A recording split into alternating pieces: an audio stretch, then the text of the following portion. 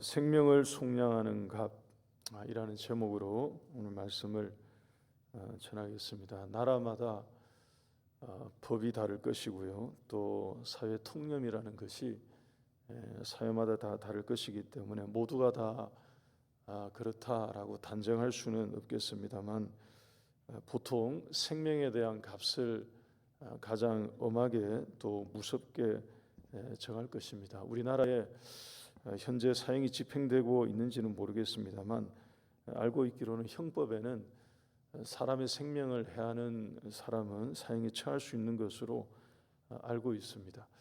현재도 그런데 과거에는 더 그랬을 것입니다. 특별히 이 유대인들에게는 이런 게 있었죠. 예로부터 눈에는 눈, 또 이에는 이, 이런 인식이 있어서 생명은 반드시 생명으로 값을 지불한다 하는 이 생각, 이것이 굉장히 뚜렷했습니다.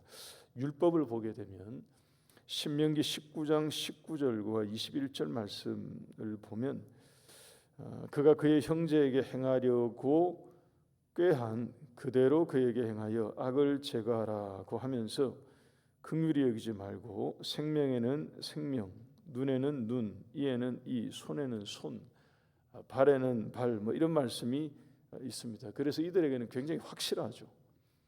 생명에는 생명을 그 값으로 지불해야 한다고 하셨습니다. 그러면 여러분, 이런 비슷한 일이 있을 때마다 생명을 내어놓고, 그리고 손도 내놓고 발도 내놓고 다 그렇게 한다면 제대로 살 수 있는 그런 사람이 몇이나 되었겠습니까? 그래서 하나님은 이런 말씀과 함께 구약에서부터 무엇을 정해 주셨느냐 하면 이 속죄라는 속함을 정해 주셨습니다. 그러니까 죄를 사함 받을 수 있는 방법을 결정해 주신 거죠. 그래서 여러분, 율법은 처음부터 실은 긍휼입니다. 처음부터 하나님의 은혜이고 여기에 담겨진 하나님의 본 뜻은 하나님의 자비와 긍휼, 은혜 이런 것이죠. 출애굽기 30장 15절 16절 말씀을 한번 보시면 이 생명을 속하기 위해서 하나님께 드리는 속전이라는 값을 정해서 알려주셨습니다. 여러분, 이것은 속죄 제사와는 별도로 모든 사람에게 공통적으로 다 적용되는 이게 생명의 값이었습니다. 너희의 생명을 대속하기 위하여 여호와께 드릴 때에 부자라고 반세겔에서 더 내지 말고, 그리고 가난한 자라고 덜 내지 말지며, 너는 이스라엘 자손에게서 속전을 취하여 회막 봉사에 쓰라. 이것이 여호와 앞에서 이스라엘 자손의 기념이 되어서 너희의 생명을 대속하리라고 말씀하셨습니다. 이스라엘에게 속하는, 이스라엘 회중에 속하는 20세 이상 모든 사람은 반세겔을 생명에 대한 속전으로 드려지게 함으로써 생명을 대속한다고 하신 것입니다. 그러니까 하나님이 딱 정해 주셨어요. 반세겔이라고 딱 정해 주셨습니다. 여러분, 이 액수로 보자면 이 반세겔은 큰 금액이 아니었습니다. 누구나 실은 낼 수 있는 그러한 것이었습니다. 근데 오늘 말씀에 와서 시편 이 49편 말씀을 보게 되면 좀 다른 말씀 내용, 이 계시를 주십니다. 1절 2절 말씀에 보면 이 시편을 기록한 저자가 모든 백성을 향하여서 이렇게 말합니다. 모든 백성아 들으라고 선언하죠. 세상의 모든 거민들아 모두 귀를 기울이라고 말합니다. 귀천 빈부, 그러니까 빈부귀천을 막론하고 다 들으라고 선포하면서 4절 말씀, 4절을 보십시오. 한 비유를 듣고 귀를 기울였다 하고 본인이 말하죠. 그리고 그 비유에 오묘한 말을 풀어주겠다고 합니다. 이 시편 49편도 이 시편을 기록한 저자, 이 시편 기자가 뭔가를 들은 것입니다. 하나님으로부터 오묘한 계시의 말씀을 듣고 그 비유의 오묘한 말을 이제부터 해설해 주겠다, 풀어 주겠다라고 한 것입니다. 그런데 그 내용은 생명을 속량하는 값에 대한 비유인데 요지는 여러분 이런 것입니다. 생명의 값이 워낙 커서 이게 굉장히 커서 그 무엇으로도 그 값을 지불할 수 없다 하는 것입니다. 이게 길게 나오는 내용이거든요. 근데 두 가지로 딱 요약을 하면 이런 것입니다. 하나는 6절, 7절, 8절에 나오는 내용입니다. 이 얘기는 자기가 가지고 있는 재물을 소유하고 있는 재물을 의지할 정도로 많이 가지고 있는 사람도 7절 말씀 보십시오. 아무도 자기의 형제를 구원하지 못하며 그를 위한 속전을 하나님께 바치지 못할 것은 이어서 8절 그들의 생명을 속량하는 값이 너무 엄청나서 영원히 마련하지 못할 것임이니라고 했습니다. 여러분 이거 당연한 말씀인데 굉장히 당연한 지당한 말씀인데 우리에게 실은 한 번 더 짚어주시는 그런 것과 같습니다. 돈으로는 생명을 속량하는 값을 낼 수 없다 이런 얘기입니다. 옛날에 주일학교에서 우리가 많이 불렀던 뭐 그런 노래 가사말과 같은 거죠. 돈으로는 못 가요 하나님 나라, 뭐 지식으로도 못 가요 하나님 나라, 거듭나면 가는 나라, 뭐 이런 거 생각나게 하는 이 시편을 기록한 저자는 우선적으로 분명하게 알려주고 있습니다. 가지고 있는 소유, 재물, 뭐 부요함 이런 것으로는 그 누구도 뭐 어느 정도로도 그것으로는 생명을 속량하는 값이 되지 않는다 하는 것을 알라고 합니다. 또 하나 얘기합니다. 10절 말씀 보십시오. 여러분 이게 정말 그 노래 그대로 뭐 가사말 그대로 같습니다. 그러나 그는 지혜 있는 자도 죽고 어리석고 무지한 자도 함께 망하며 그들의 재물은 남에게 남겨두고 떠나는 것을 보게 되리로다. 여러분 이것은 이런 내용입니다. 인생의 끝에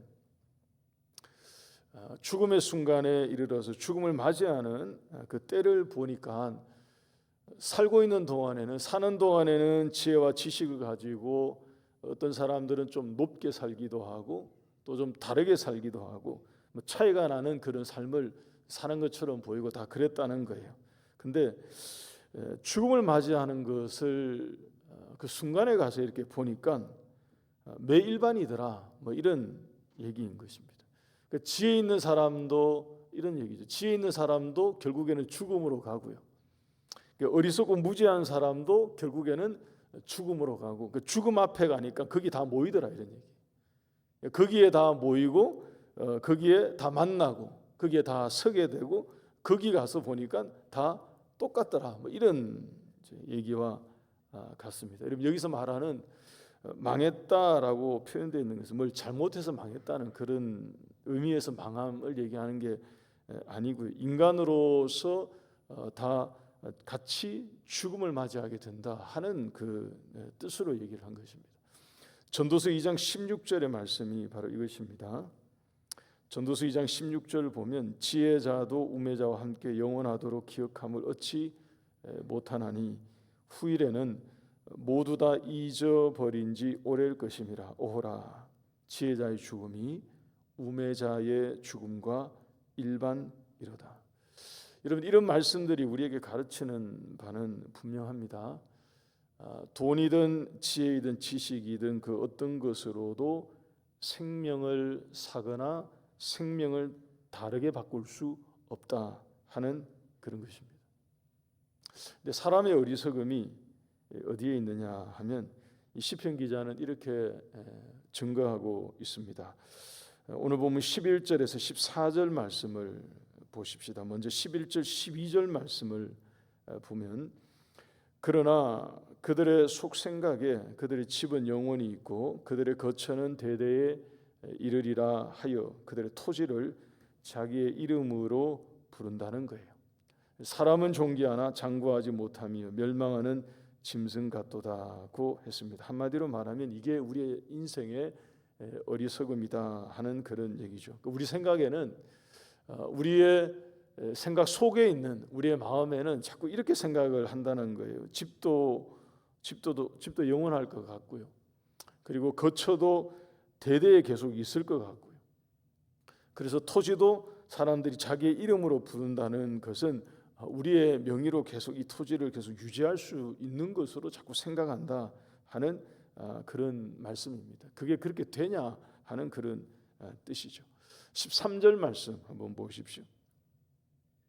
이것이 바로 어리석은 자들의 길이며 그들의 자랑을 기뻐하는 자들의 종말이로다고 말합니다.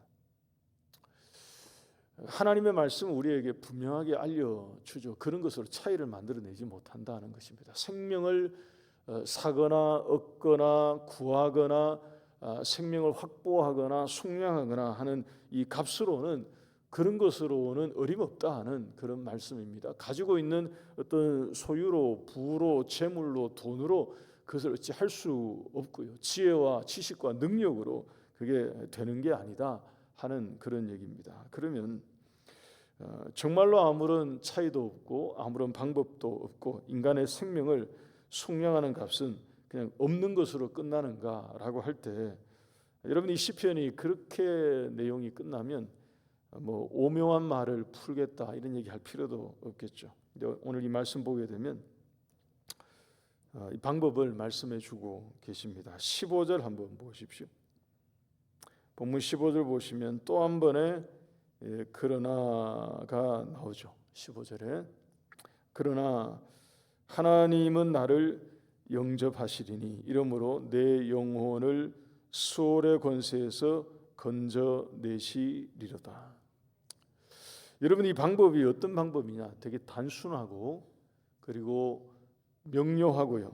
그리고 짧고 매우 분명합니다. 그냥 긴 얘기하지 않고요.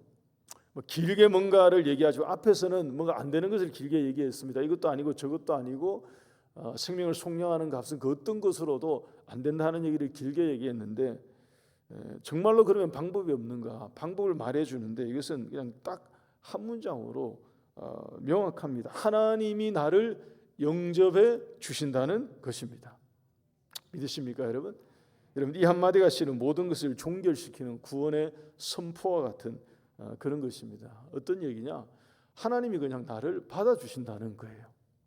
그러니까 내가 가지고 있는 어떤 허물 또는 내가 가지고 있는 뭐 어떤 뭐 대단히 가지고 있는 그 무엇 이런 거하고 아무 관계없이 그러니까 내 죄가 무엇이라 할지라도 내 약함이 무엇이라 할지라도 과거가 어땠고 내 삶이 어땠고 하는 이 모든 것을 넘어서서 뭔가가 있든 없든 그러니까 지혜자든 우매자든 어떠한 삶을 살았든지 그 모든 것을 차치하고 하나님께서 그러나 나를 영접하신다 하는 것입니다. 이게 끝인 거죠. 그러므로 내 영혼을 수월의 권세에서 건져내실 것이다고 하십니다. 여러분 이것이 우리의 구원이 되는 줄 믿으시기를 바랍니다. 여러분 그 어떤 것으로도 생명을 속량할 수 없는데 하나님의 일방적인 은혜이죠. 하나님의 선포이십니다. 무조건적인 결정이 그러니까 탕자라도 아버지가 다시 받아주신다고 하니까 그냥 아들이 다시 되는 거예요. 아버지를 버리고 집을 떠난 그런 탕아라도 아버지가 다시 받아주시겠다고 하니까 그것으로 그냥 끝인 것입니다. 십자가 우편에 달린 강도가 평생 강도짓하며 살았는데 예수님이 네가 오늘 저녁에 나와 낙원에 있게 될 것이다라고 선포해 주시니까 그러니까 천국 백성이 되는 뭐 그런 그러니까 오묘한 거죠. 이게 측량할 수 없는 하나님의 은혜인 거죠. 이게 도무지 이해할 수 없는 우리의 계산으로는 계산이 되지 않아서 마음에 상처가 될 정도로 이해가 되지 않는 하나님의 방법인 거죠. 이 시편 기자는 그래서 나의 오묘한 말을 이 비유에 대한 오묘한 말을 풀어주겠다라고 하면서 이 얘기를 우리에게 들려주는 것입니다. 이것도 안 되고 저것도 안 되고 가지고 있는 모든 것으로도 생명을 살 수 없고 생명을 속량할 수 있는 값을 지불할 수 없다고 하는데 그러나 이 15절에 와서 선언합니다. 그러나 하나님이 나를 영접해 주실 것이다. 그러니까 하나님이 영접해 주시니까 이게 되는 거죠.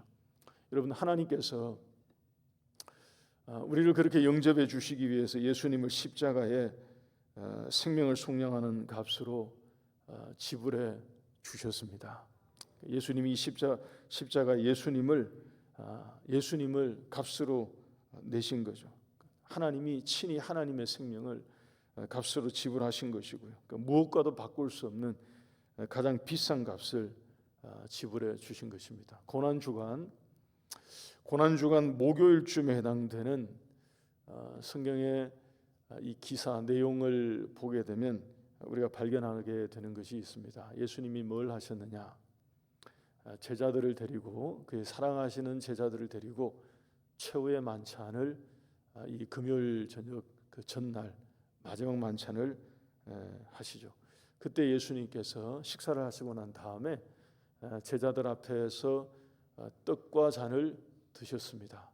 그리고 떡을 나누어 주시고 잔을 나누어 주시면서 축복하시면서 하신 말씀이 있습니다. 마태복음 26장 26절, 27절, 28절 말씀 보게 되면 제가 읽어드리겠습니다. 그들이 먹을 때 예수께서 떡을 가지사 축복하시고 떼어 제자들에게 주시며 이르시되 받아서 먹으라, 이것은 내 몸이니라 하시고, 또 잔을 가지고 감사기도 하시고 그들에게 주시며 이르시되 너희가 다 이것을 마시라, 이것은 죄 사함을 얻게 하려고 많은 사람을 위하여 흘리는 바 나의 피 곧 언약의 피니라. 여러분, 예수님께서 우리에게 이 값을 친히 지불해 주셨습니다. 오직 예수님의 생명이 우리의 생명을 속량하는 값이 된 줄 믿으시기를 바랍니다. 그래서 여러분, 다시 돌아가서 출애굽기에서 들려주신 하나님이 정하신 그 반세겔, 왜 하나님이 모든 이스라엘 회중에게 빈부귀천, 귀천 빈부에 관계없이 다 반세겔을 내게 하셨을까? 신약까지 와서 예수님의 이 십자가를 묵상해 볼 때 그게 이해가 됩니다. 여러분, 반세겔의 의미는 무엇이겠습니까? 누구라도 받을 수 있는 하나님의 은혜를 상징하는 것이죠. 누구라도 받을 수 있는 그런 하나님의 긍휼입니다. 그러니까 하나님에게 구원의 대상이 되는 그 영혼의 가치는 동시에 누구라도 다 동일하다는 뜻을 가지고 있습니다. 부자라도 반세겔보다 더 내지 말래요. 그 생명을 속량하는 값은. 가난한 자라고 그거 내지 않는 그런 게 달려 있지 않습니다. 가난한 자라도 반세겔은 무슨 수를 써서라도 내게 하십니다. 그래서 모두가 다 하나님 앞에 구원의 대상이 되는 영혼의 가치는 모두가 같다는 것을 알려주십니다. 그러면서 동시에 반드시 반세겔을 내게 하신 이유는 여러분, 거기에는 값이 지불되어야 한다는 하나님의 대원칙을 또 알려주신 것입니다. 그래서 여러분, 예수님이 우리 모두의 생명의 값이 되신 것입니다. 그러니까 참으로 값없이 받은 구원이지만 동시에 그것은 매우 값비싼 구원이 되는 것입니다. 여러분, 이 십자가 우리를 위해서 가장 값비싼 아들의 피를 값으로 내어주신 우리 하나님의 이 은혜에 감사하며 예수님의 십자가를 묵상하며 오늘 하루도 지내시는 그런 복된 날이 될 수 있기를 바랍니다.